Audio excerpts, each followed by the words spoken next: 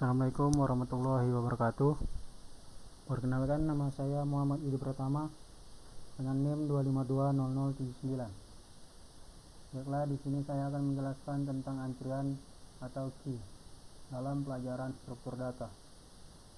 Pengertian antrian. Antrian atau key adalah barisan elemen atau data di mana proses memasukkan atau menambahkan elemen dilakukan pada posisi belakang atau rear, dan proses mengeluarkan atau mengambil elemen dilakukan pada elemen di posisi depan atau front pivot. Pendeklarasian key atau array. Kamus cons max key sama dengan titik ip tarik key sama dengan array dalam kurung 1 sampai max key. Nanti dalam max key ini diganti karena di situ di atas sudah ada max key, dan nanti bisa kita masukkan contohnya. Key atau lari key dalam kurung kurawal nama variabel key. Nanti dimasukkan nama variabel key yang akan digunakan dalam pendeklarasian key ini. Front rear integer, nanti dimasukkan front penunjuk depan key, rear penunjuk belakang key. Contoh pendeklarasian key array statis algoritma.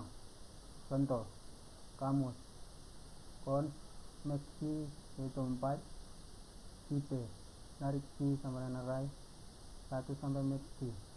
Ini sudah diketahui max key yaitu 4, jadi 1 sampai 4 of integer.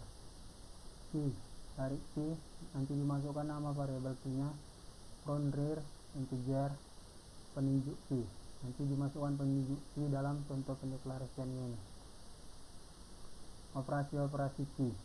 Inisialisasi. Proses inisialisasi adalah proses mempersiapkan key dengan cara memberi harga 0 pada array statis atau memberi harga nil atau 0 pada linked list untuk penunjuk key dalam kurung front dan rear. Selanjutnya operasi kosong. Operasi kosong digunakan untuk memeriksa apakah keadaan key kosong atau tidak kosong. Operasi kosong didapatkan dengan memeriksa harga rear dari key. Jika rear bernilai kosong, maka key kosong. Catatan: pada key yang menggunakan array statis, operasi kosong digunakan saat n-key dan d-key.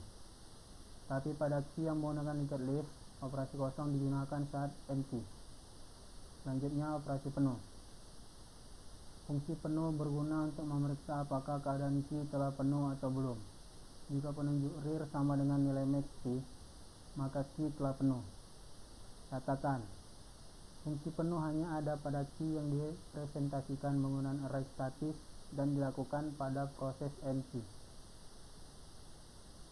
Selanjutnya operasi satu simpul. Fungsi satu simpul berguna untuk memeriksa apakah keadaan key memiliki satu simpul data atau lebih dari satu simpul. Jika penunjuk rear sama dengan penunjuk front, maka key memiliki satu simpul data.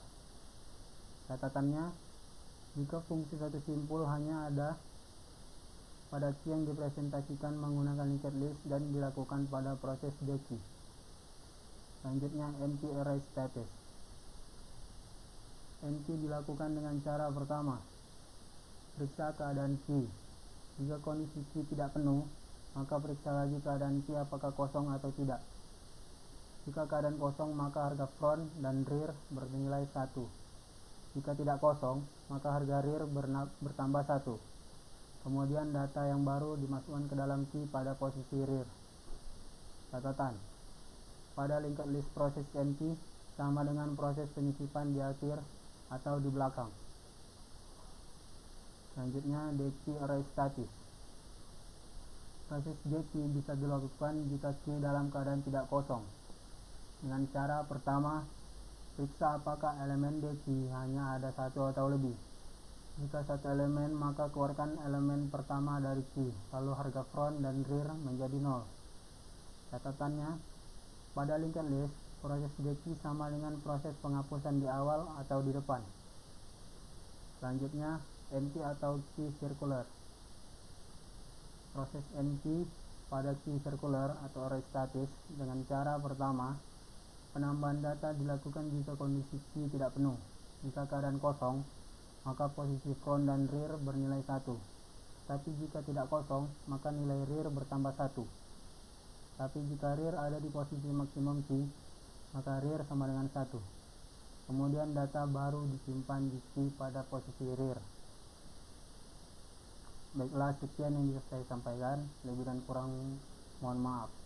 Wabillahi taufik wal hidayah. Wassalamualaikum warahmatullahi wabarakatuh.